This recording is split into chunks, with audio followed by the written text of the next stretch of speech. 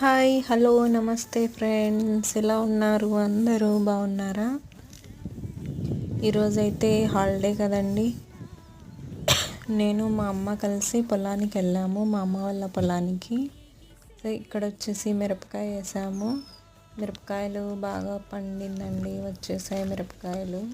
ఇక్కడ కొన్ని కోసేసుకొని మళ్ళీ నిమ్మకాయ తోటకు వస్తాం. చూడండి, చూపిస్తాను రండి. పక్కనే ఉందండి నిమ్మకాయ తోట. మా అమ్మ ముందే వెళ్తుంది చూడండి. నిమ్మకాయ తోట అంతా బాగా క్లీన్ చేపించామండి, లేకుంటే అంత గడ్డితో అసలు వెళ్ళడానికి కూడా దారి ఉండేది కాదండి. చూడండి ఎంత నీట్గా ఉందో కదా.